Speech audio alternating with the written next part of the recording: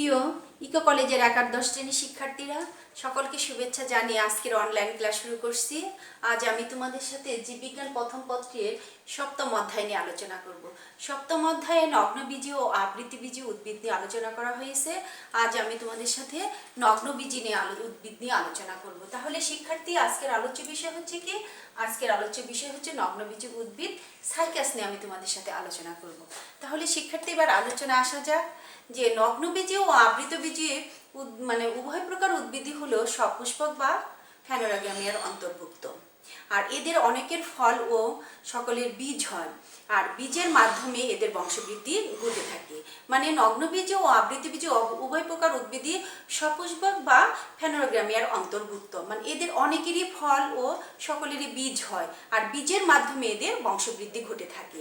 আর নগ্নবীজি ও আবৃতবীজি উদ্ভিদের মধ্যে যে প্রধান পার্থক্য হচ্ছে যে নগ্নবীজি উদ্ভিদের ফুলে গর্ভাশয় না থাকায় এদের ফল হয় না, তাই বীজ কি থাকে? অনাবৃত অবস্থায় থাকে এবং বাইরে থেকে এদের বীজ দেখা যায়। মানে নগ্নবীজি উদ্ভিদের ফুলে গর্ভাশয় থাকে না, তাই এদের কি হয়? ফল উৎপন্ন হয় না, তাই বীজ অনাবৃত অবস্থায় থাকে এবং বাইরে থেকে এদের বীজ দেখা যায়। আর অপরদিকে আবৃতবীজি উদ্ভিদের ফুলে গর্ভাশয় থাকায় এরা ফল উৎপন্ন করতে পারে এবং বীজ ফল দ্বারা কি থাকে? আবৃত থাকে। ফলে এদের বীজ বাইরে থেকে দেখা যায় না। তাহলে শিক্ষার্থী, আমরা নগ্নবীজি এবং যে আবৃতবীজি উদ্ভিদ আছে সেই নগ্নবীজি এবং আবৃতবীজি উদ্ভিদের প্রধান পার্থক্য আমরা জানতে পারলাম। যে নগ্নবীজি উদ্ভিদে কি হচ্ছে না? নগ্নবীজি উদ্ভিদে ফুলে গর্ভাশয় থাকে না, তাই এদের ফল উৎপন্ন হচ্ছে না এবং বীজ অনাবৃত অবস্থায় থাকে এবং বাইরে থেকে এদের বীজ দেখা যায়।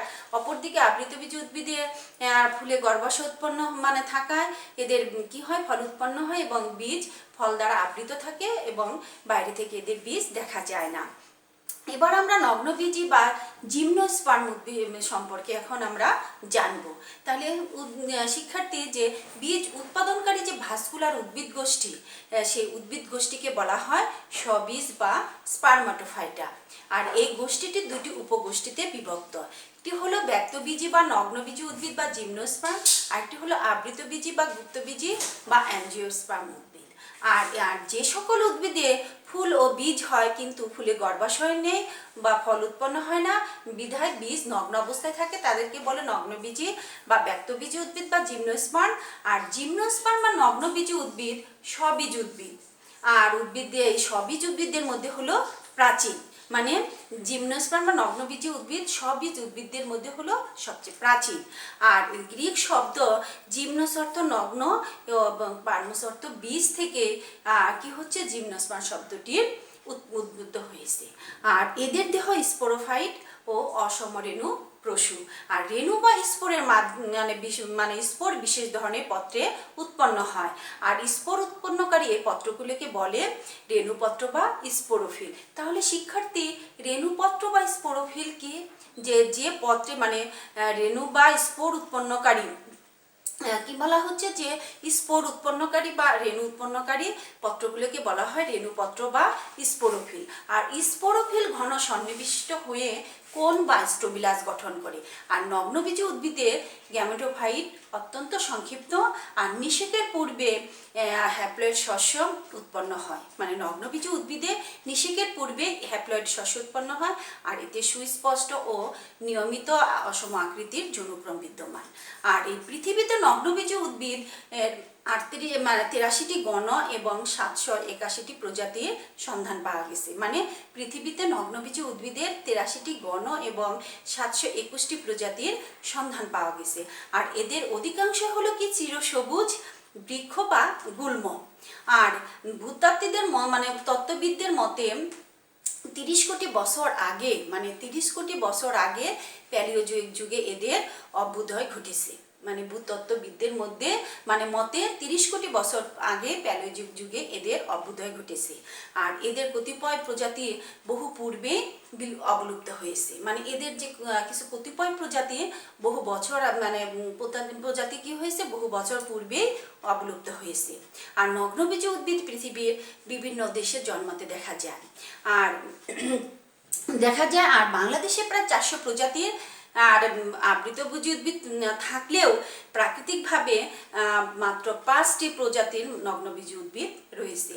আর এগুলো হলো সাইকাস, প্যাকটিনাটাস, তারপর হলো যে পোডোকার্পাস, নেরিফোলিয়াস, আর নিটাম মন্টেনাম, নিটাম লেটিফোলিয়াম এবং নিটাম অবলনগাম। আর এগুলো সবাই চট্টগ্রাম, কক্সবাজার ও সিলেট জেলার পার্বত্য অঞ্চলে জন্মে এবং বিপন্ন অবস্থায় এরা টিকে আছে।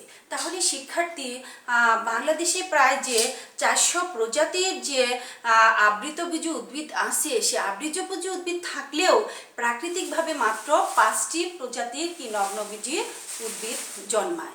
আর এগুলো হলো কি, এগুলো আমি আবারও বলতেছি, এগুলো হলো কি, এগুলো হলো সাইকাস, পেকটিনাটা, তারপরে হলো কার্পাস, নেরিফোলিয়াস, নিটাম মন্টেনাম, নিটাম লেটিফোলিয়াম এবং নিটাম অবলঙ্গা। আর এগুলো কোথায় জন্মে থাকে? এগুলো সময় চট্টগ্রাম, কক্সবাজার ও সিলেট জেলার পার্বত্য অঞ্চলে জন্মে এবং এরা বিপন্ন অবস্থায় টিকে আসে। তবে বাহারি উদ্ভিদ হিসাবে বাংলাদেশে অনেক প্রজাতির চাষ হয়। বাহারি উদ্ভিদ হিসাবে এই নগ্নবীজী উদ্ভিদের বাংলাদেশে অনেকগুলো প্রজাতির চাষ হয়ে থাকে, যেমন সাইকাস, থুজা, পিনাস, তারপর হলো অ্যারানিউকারিয়া, জামিনিয়া প্রভৃতি। আর বর্তমানে জীবন্ত নগ্নবীজী উদ্ভিদ প্রজাতি সমূহ 4টি বিভাগে অন্তর্ভুক্ত। কয়টি বিভাগের অন্তর্ভুক্ত জীবন্ত নগ্নবীজী উদ্ভিদ? 4টি বিভাগের অন্তর্ভুক্ত। একটি হলো কি গিগনোফাইটা, সাইক্যাডোফাইটা, তারপরে হলো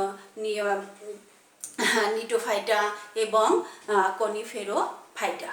তাহলে শিক্ষার্থী, আমরা সাইকাস নগ্নবীজী বা স্মার্ট উদ্ভিদ সম্পর্কে আমরা ধারণা পেলাম। এবার নগ্নবীজী উদ্ভিদের বৈশিষ্ট্য সম্পর্কে আমরা জানব। নগ্নবীজী উদ্ভিদ কি? নগ্নবীজী উদ্ভিদ সর্বদা স্থলজ এবং মরুজ স্বভাবের, এরা স্থলজ এবং সর্বদা স্থলজ এবং মরুজ স্বভাবের।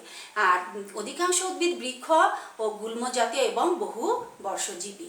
অধিকাংশ উদ্ভিদই বৃক্ষ বা গুল্ম জাতীয় এবং বহু বর্ষজীবী। আর পাতা সাধারণত 2 প্রকার, যথা বাদামি বর্ণের হলো স্বল্পপত্র এবং সবুজ বর্ণের পর্ণপত্র। পাতা কয় প্রকার? পাতা 2 প্রকার। একটি হলো কি বাদামি বর্ণের স্বল্পপত্র এবং সবুজ বাদামি বর্ণের স্বল্পপত্র এবং সবুজ বর্ণের পর্ণপত্র। আর কাণ্ডের গায়ে পত্রমূলে স্থায়ী চিহ্ন বা লেপ স্ক্যার থাকে। আর উন্নত পরিবহন টিস্যু বিদ্যমান, তবে জাইলেমে, ভেসেল এবং ফ্লোয়েমে সঙ্গী কোষ অনুপস্থিত। আর উদ্ভিদ দেহটি স্পোরোফাইট এবং অসমরেণু প্রসূ, অর্থাৎ স্পোর 2 প্রকার।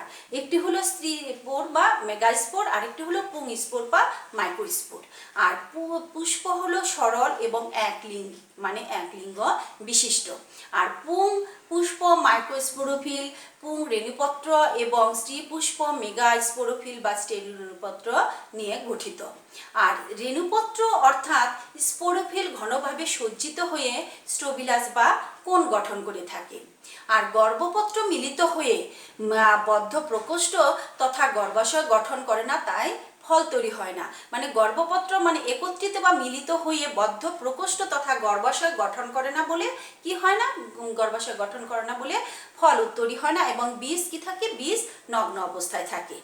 আর সকলে বায়ুপরাগী। বায়ুপরাগী বায়ুর বা বাতাসের মাধ্যমে পরাগায়ন ঘটে থাকে। আর সাধারণত আর্কিগোনিয়া সৃষ্টি হয়। আর শস্য সবসময় কি হ্যাপ্লয়েড। আর কারণ শস্য নিষেকের পূর্বেই সৃষ্টি হয় এবং দ্বিনিষেক ঘটে না। আর জীবনচক্রে অসম আকৃতির যৌনক্রম বিদ্যমান। স্পোরোফাইটিক অসম আকৃতির যৌনক্রম বিদ্যমান, কারণ স্পোরোফাইটিক যৌন হলো দীর্ঘ এবং গ্যামেটোফাইটিক যৌন সংক্ষিপ্ত। তাহলে শিক্ষার্থী, আমরা নগ্নবীজী উদ্ভিদের বৈশিষ্ট্য সম্পর্কে জানলাম। এবার আমি এই নগ্নবীজী উদ্ভিদের যে সাইকাস উদ্ভিদ আছে সেই সম্পর্কে এবার তোমাদের আমি সংক্ষিপ্ত ধারণা দিব। তাহলে সাইকাসের বৈশিষ্ট্য সম্পর্কে আমরা জেনে নিই আগে। সাইকাস উদ্ভিদের শনাক্তকারী বৈশিষ্ট্য হচ্ছে যে সাইকাস উদ্ভিদ স্পোরোফাইট, দেহ মূল, কাণ্ড ও পাতায় বিভক্ত।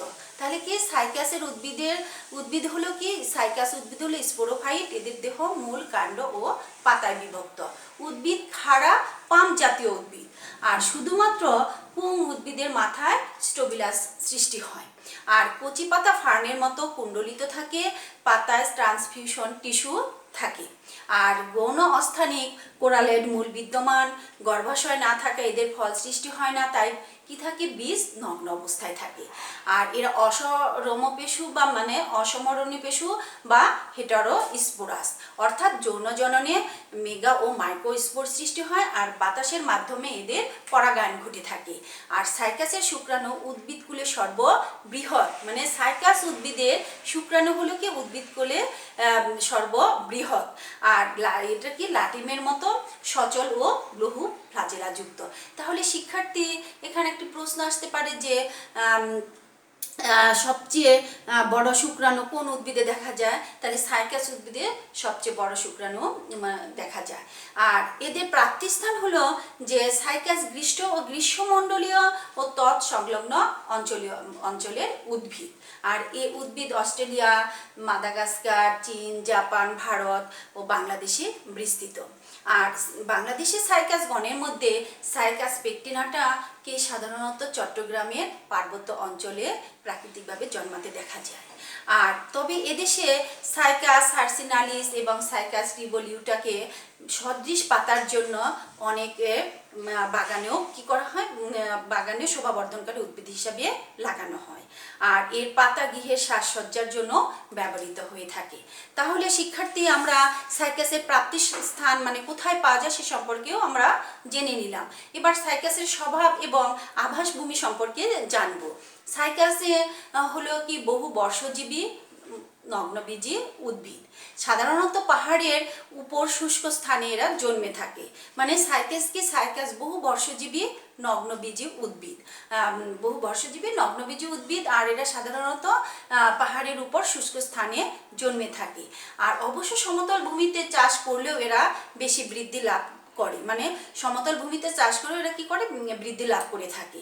আর উষ্ণ ও আর্দ্র আবহাওয়া এদের জন্য সবচেয়ে ভালো, মানে উষ্ণ এবং আর্দ্র আবহাওয়া এদের জন্য সবচেয়ে ভালো। আর এদের গঠন বৈশিষ্ট্য হলো যে সাইকাসের প্রধান দেহটি কি স্পোরোফাইট, আর এটি কি মূল, কাণ্ড এবং পাতা বিভক্ত। এদের দেহ মূল, কাণ্ড ও পাতা বিভক্ত। আর উদ্ভিদ একটি ক্ষুদ্র কাষ্ঠল বৃক্ষ। শিক্ষার্থী আমরা এখানে সাইকাস উদ্ভিদের একটি চিত্র দেখতে পাচ্ছি।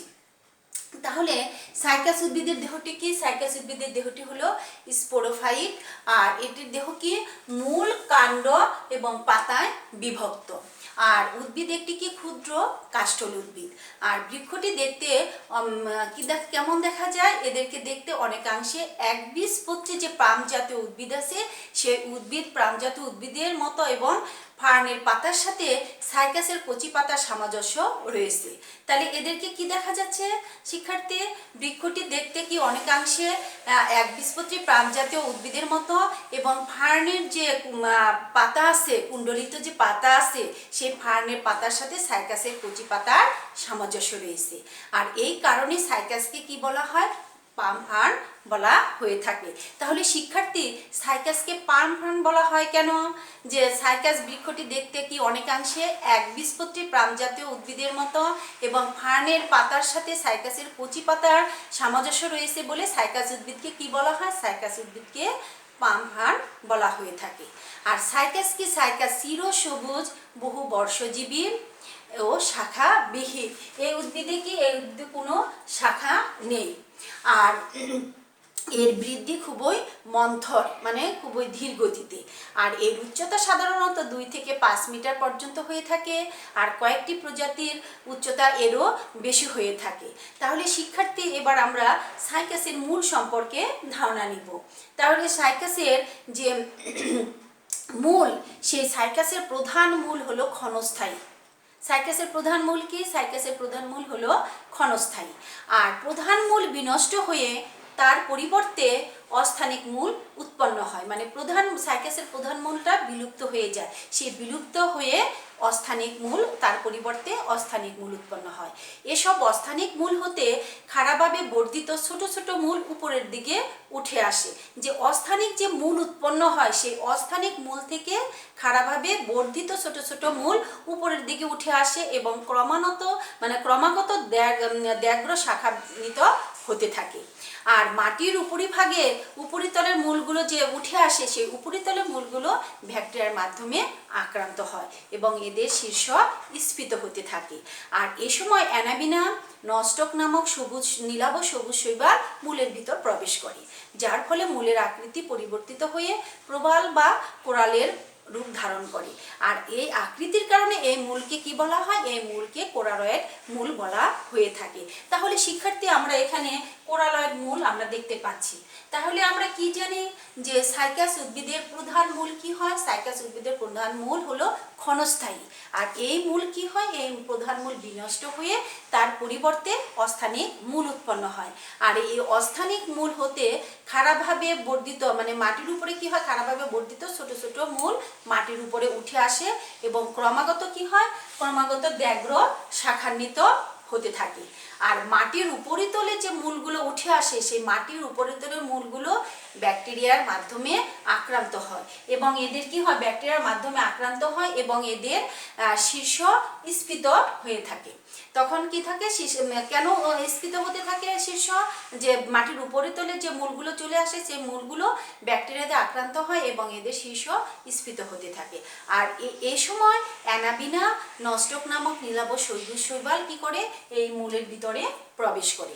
সেই মূলের ভিতরে প্রবেশ করে, যার ফলে মূলের আকৃতি পরিবর্তিত হয়ে প্রবাল বা কোরালের ন্যায় রূপ ধারণ করে। আর এই আকৃতির কারণে এই মূলকে কি বলা হয়? এই মূলকে কোরালয়েড প্রকৃতির মূল বলা হয়ে থাকে। তাহলে শিক্ষার্থী, আমাদের পরীক্ষায় অনুধাবন প্রশ্নে ক্ষেত্রে আসতে পারে যে সাইকাসের মূলকে কোরালের প্রকৃতির মূল বলা হয়ে থাকে কেন? তাহলে আমরা যে সাইকাসের মূলকে কোরালের প্রকৃতির মূল বলা হয়ে থাকে কেন, আমরা এটা অ্যান্সার করতে পারবো। কারণ আমরা জানলাম যে সাইকাসের কি প্রধান মূল ক্ষণস্থায়ী। এই মূল কি হয়? প্রধান মূল বিনষ্ট হয়ে অস্থানিক মূল উৎপন্ন হয়। আর এই অস্থানিক মূল খারাপভাবে বর্ধিত হয়ে ছোট ছোট মূল মাটির উপরিতলে চলে আসে এবং ক্রমাগত ব্যাঘ্র শাখান্বিত হতে থাকে। আর মাটির উপরিতলের যে মূলগুলো চলে আসে, সেই উপরিতলের মূলগুলো ব্যাকটেরিয়াতে আক্রান্ত হয় এবং এদের শীর্ষ স্ফীত হতে থাকে। আর এই সময় অ্যানাবিনা নস্টক নামক নীলাভ সবুজ শৈবাল এর মূলে প্রবেশ করে, যার ফলে মূলের আকৃতি পরিবর্তিত হয়ে প্রবাল বা কোরালের রূপ ধারণ করে। আর এই আকৃতির কারণে সাইকাসের মূলকে কি বলা হয়ে থাকে? সাইকাসের মূলকে কোরালয়েড প্রকৃতির মূল বলা হয়ে থাকে। তাহলে শিক্ষার্থী, আমরা যে কোরালয়েড প্রকৃতির মূল বলতে কি বুঝি, আমরা সে সম্পর্কেও আমরা জেনে নিলাম। যে আর এবার সাইকাসের যে কাণ্ড, সেই সাইকাসের কাণ্ড খাড়া বেলনাকার এবং অশাখান্বিত। তাহলে সাইকাসের কাণ্ডটা কি? সাইকাসের কাণ্ড হলো কি? বেলনাকার, মানে খাড়া বেলনাকার ও অশাখান্বিত। আর কাণ্ডের অধিকাংশ অঞ্চল স্থায়ী পত্রমূল দ্বারা আচ্ছাদিত থাকে। মানে স্থায়ী পত্রমূল দ্বারা অধিকাংশ অঞ্চলে কি থাকে? স্থায়ী পত্রমূল দ্বারা আচ্ছাদিত থাকে। আর এর শীর্ষে মুকুটের মতো একগুচ্ছ পাতা থাকে। শীর্ষে কি থাকে? মুকুটের মতো একগুচ্ছ পাতা থাকে। আর সাইকাসের পাতা হলো পক্ষল যৌগিক এবং 3 মিটার পর্যন্ত দীর্ঘ। আর কাণ্ডের মাথায় পাতাগুলো কি থাকে? সর্পিল আকারে বিন্যস্ত থাকে। এই কাণ্ডের মাথায় পাতাগুলো সর্পিল আকারে বিন্যস্ত থাকে। আর পাতাগুলো হলো দ্বিরূপ, যথা ছোট আকৃতির বাদামি বর্ণের। আমরা আগে জেনেছি যে নগ্নবীজী উদ্ভিদের পাতা কি 2 প্রকার। একটি হলো কি? যে একটি হলো বাদামি বর্ণের রোমশ শল্কপত্র, আর একটি হলো বৃহদাকার সবুজ পল্লবপত্র বা পর্ণপত্র। আর কচি অবস্থায় পাতা কি থাকে? কচি অবস্থায় পাতা কুণ্ডলিত থাকে, মানে ফার্নের পাতার মতো কচি অবস্থায় পাতা কুণ্ডলিত থাকে। পাতার র্যাকিস বা পত্র অক্ষ মোটা চারকোনা বিশিষ্ট ও কণ্টক যুক্ত, মানে কাঁটাযুক্ত। আর র্যাকিস থেকে দুদিকে জোড়ায় জোড়ায় পত্রক উৎপন্ন হয়। আমরা এখানে দেখতে পাচ্ছি যে র্যাকিস থেকে 2 দিকে পাতা কি হয়? জোড়ায় জোড়ায় উৎপন্ন হয়ে থাকে।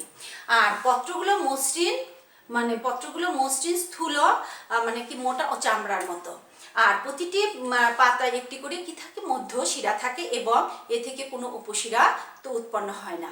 আর পাতায় পত্রকের সংখ্যা প্রজাতি ভেদে 5 থেকে 100 পর্যন্ত হয়ে থাকে। তাহলে শিক্ষার্থী, আমরা নগ্নবীজী উদ্ভিদ সাইকাস সম্পর্কে আমরা ধারণা পেলাম। এর পরবর্তী ক্লাসে আমি তোমাদের সাথে সাইকাসের জনন প্রক্রিয়া নিয়ে আলোচনা করব। আজ এই পর্যন্ত। সকলে সুস্থ থাকো, এই শুভকামনায় সকলকে ধন্যবাদ।